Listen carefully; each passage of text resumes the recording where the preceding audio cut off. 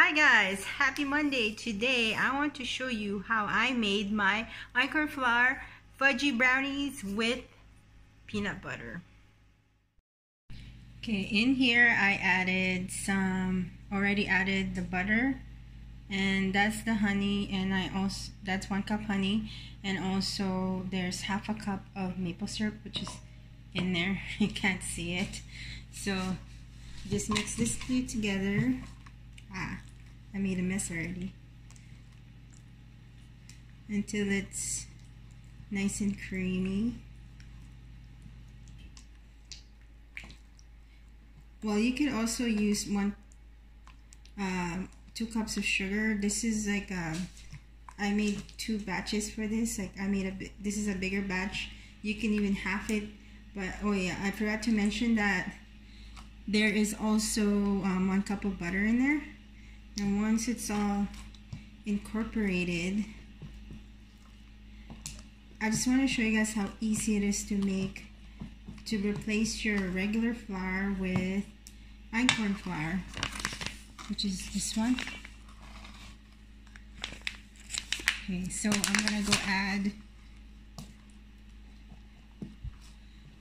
gonna go ahead and add my flour.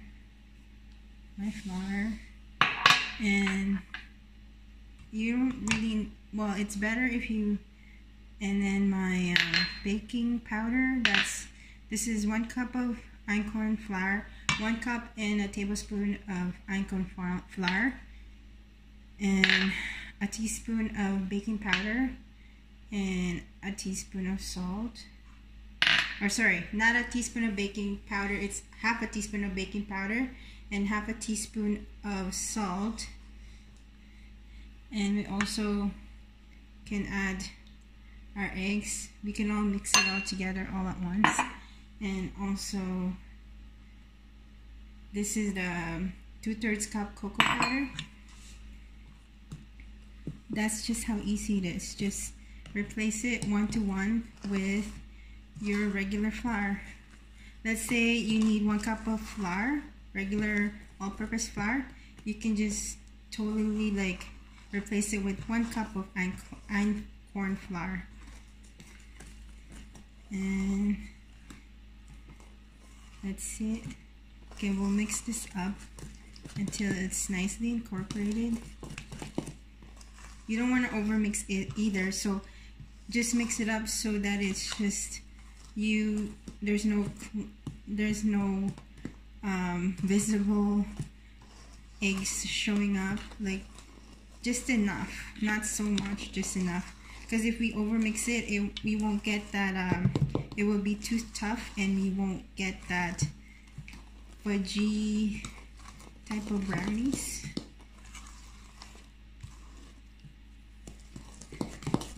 I think they should be good. It's okay if there's some lumps. And then I'm just gonna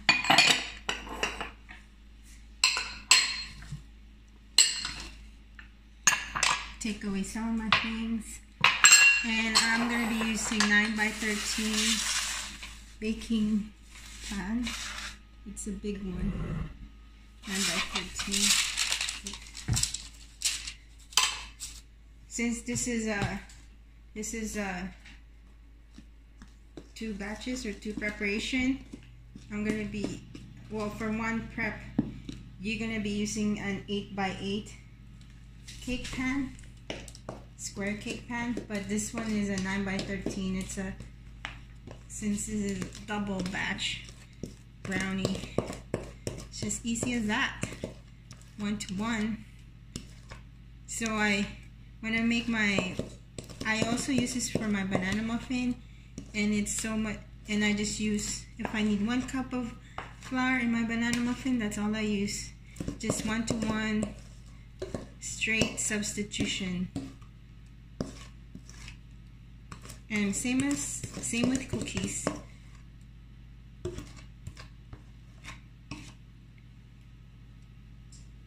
Oh, I need my scraper. I just want to get every bit of brownies in there, not wasting anything. And then I'm gonna scrape off over here too. Then I'm gonna, it's all messy now.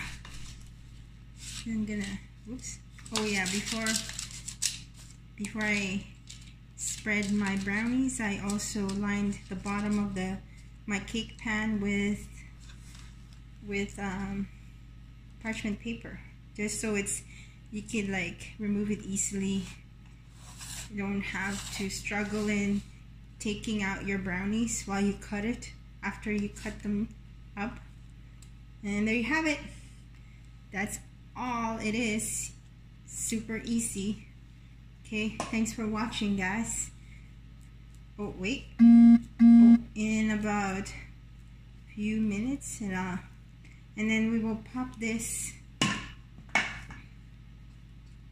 We will pop this in like a 350 Fahrenheit oven for at least 15 minutes. But it depends on your oven too. It could be sooner or later.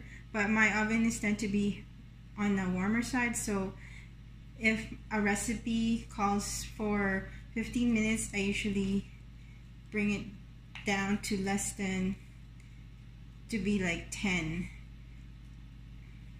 I find that convection ovens are like that.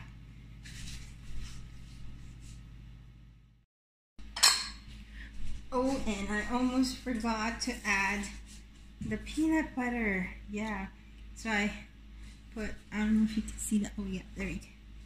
Just dollops of peanut butter. You can use as much as you want peanut butter, but here I believe I have 1/4 cups of peanut butter. Just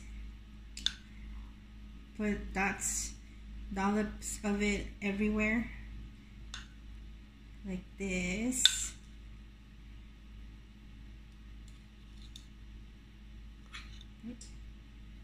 There. You could even put more if you love peanut butter so much, or you could even skip this part. Then I'm gonna go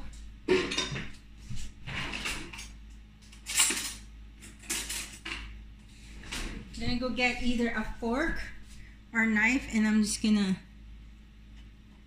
swirl it all over the place to get that marbling effect. That's not, I wanted it to be spread out more, but that's good enough, I guess. Like I said, we're gonna pop this in the oven, probably minimum, I would do 15 first, and if it's already like, when you insert a skewer in there, you could see a little bit of crumbs, not too dry. If there's no crumbs, that means if it was there, it's there too long. But when you prick it with a toothpick, it should come out a little moist, but not too moist. If it's really liquidy like this still, that means it's not yet done. But I would try 15 minutes first, and then just keep increasing the baking time, like every 2 minutes. Keep checking every 2 minutes.